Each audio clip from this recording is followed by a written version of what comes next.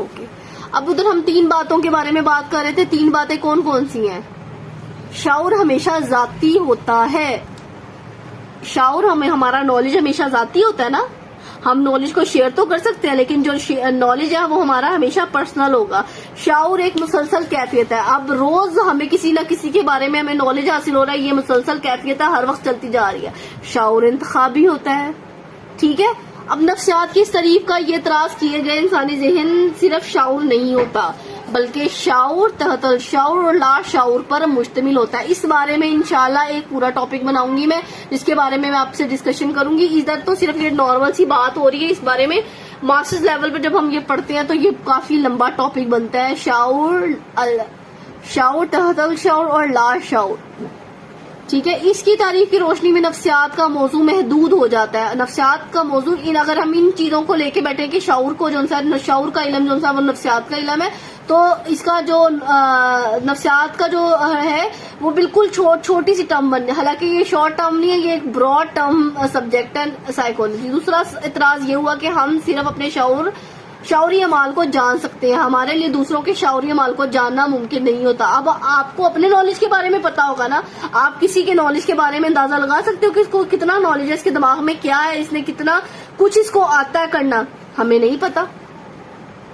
ये दोनों इतराजात बहुत बड़े थे, जिनकी बदौलत नफ्सियात की तारीफ को तब्दील कर दिया गया। और इस दौर में ही वाटसन भी एक, जैसे पहले मैंने नाम लिया था टिश्नर का, अब दूसरा नाम क्या आ जाता है, वाटसन एक करदारियत इसके स्कूल ऑफ थॉट्स है साइकोलॉजी की। इंशाल्लाह हमने उसके बारे में भी डिस्कस करनी है। और करदारियत के मकतबा फिक्र, मतलब इसको कहते हैं behaviourism, school thoughts of behaviourism से वाटसन का ताल्लुक था। उसने क्या बात की कि फिक्र की बुनियाद रखी, मकतबा फिक्र की, कौन सी मकतबा फिक्र की बुनियाद रखी, करदारियत के या बिहेवियर के।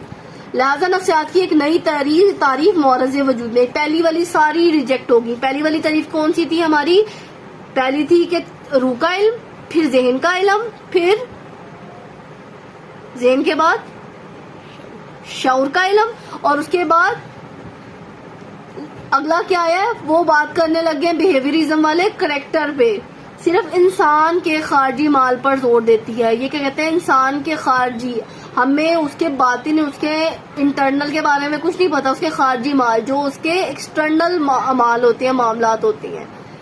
और उसके बातनी मतलब अंदर के छुपे हुए या जहनी माल को नजरअंदाज करती है, जबकि वाकूफी माहिरीन नफ्सियात के नजदीक नफ्सियात की तारीफ महज इल्म जहन के तौर पर करना या सिर्फ खारजी किरदार के मुताले के तौर पर करना आधी सच्चाई है।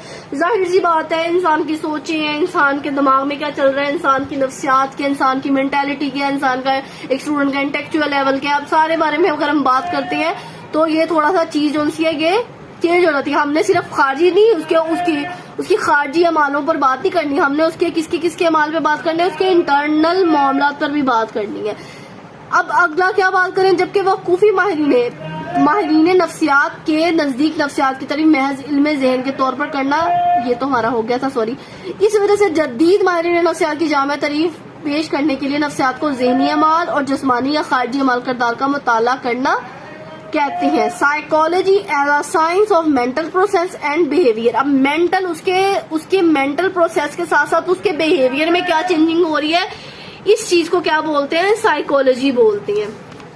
अच्छा, इसकी एक बड़ी मजे की आपको मैं मिसाल देती हूँ। एक छोटा सा बच्चा है, ठीक है, बिल्कुल एक छोटा सा बच्चा है, मतलब वो क्रॉलिंग करता है, ठीक है। अब उसकी मैं आपको बता रही हूँ कि उसका हम क्या कहते हैं, जिस्मानी और जहनी जो उनसे मेंटल प्रोसेस और बिहेवियर के बारे में बात करेंगे। अब एक बच्चा है, उसको हमने एप्पल दिखाया है, उसको टेस्ट भी करवाया है, ठीक है। एप्पल की शक्ल क्या है, राउंड है, एप्पल राउंड है, उसका कलर रेड है, उसका टेस्ट स्वीट है, ठीक है। अब छोटे बच्चों को, अब जहां पर भी कोई भी राउंड सर्कल शेप में चीज नजर आएगी, वो उसको क्या बोलेगा, एप्पल बोलेगा, ठीक है। तो उसका क्या होगा, उसके बिहेवियर में चीज आ गई, छोटा है अभी, उसकी मेंटेलिटी, उसका इंटेलेक्चुअल लेवल अभी छोटा है, तो वो जहां पर भी देखेगा वो कहेगा एप्पल, बॉल को देखेगा एप्पल, किसी सब्जी को देखेगा एप्पल, हर चीज को वो क्या बना देगा, एप्पल। क्यों? کیونکہ اس کو ایپل دکھایا گیا، اس کا ٹیسٹ کروایا گیا، اس کا کلر بتایا گیا، اس کے بارے میں بتایا گیا، اس کی پکچر بھی دکھائی گئی، اور اس کی شکل جو سی تھی سیب کی وہ کیا تھی، سرکل شیپ میں تھی. تو کیا ہوا، اس کا مینٹل پروسیس بھی ہو اور اس کے بیہیویئر میں بھی کیا ہوا، تبدیلی آئی. ٹھیک ہے. اس کے بعد نفسیات کی تعریف بطور علم ذہن کی گئی. کچھ ماہرین نفسیات نے نفسیات کی یہ تعریف بھی کہہ کر رد کر دی کہ ذہن بھی روح کی طرح ایک مبہم لفظ ہے. مطلب جیسے روح نظر نہیں آتی انسان کو تو ذہن کون سا نظر آتا ہے، جو ہم اس کو ذہن کی تعلیم بنا دیں. نفسیات کی تیسری تعریف بطور شعور، science of consciousness, science of sub consciousness. اس کے بارے میں انشاءاللہ میں آپ کو بڑی ڈیٹیل میں بتاؤں گی. چونکہ تحت الشعور اور لا شعور دونوں شعور سے بھی زیادہ وسیع ہیں اور اہم ہیں، اور نفسیات کی تعریف بطور علم الشعور، تحت الشعور اور لا شعور دونوں کو اپنے مطالعے میں نظر انداز کرتی ہے. اس لیے یہ تعریف بھی بہت محدود ہوگی. اس لیے اس تعریف پر ایک طرح یہ کیا گیا کہ شعور کسی فرد کی شخصی اور ذاتی یعنی پرائیویٹ ہوتا ہے. اب ظاہر سی بات ہے، اب ایک بندے کا شعور ہے، اس کا نالج ہے کسی بھی چیز کے بارے میں، وہ پرائیویٹ ہی ہوگا. اب وہ ہر بات اپنی چیز کی نہیں بتائے گا، یہ ہے یہ ہے یہ ہے یہ ہے. لوگ کہیں گے یہ تو پاگل ہے. نہیں. اور کوئی دوسرا اس کے شعور کا براہ راست مشاہدہ اور مطالعہ نہیں کر سکتا. اب ہمارا یہ والا ٹاپک کلیئر ہو گیا. اب اگلا ٹاپک ہمارا سٹارٹ ہو رہا ہے ادھر، نفسیات بطور علم کردار اور ذہنی عمل، psychology as a science of behaviour and mental process, جو ہم نے یہاں پر بات کی تھی اور جو میں نے آپ کو بچے کی بھی ایگزامپل دی ہے.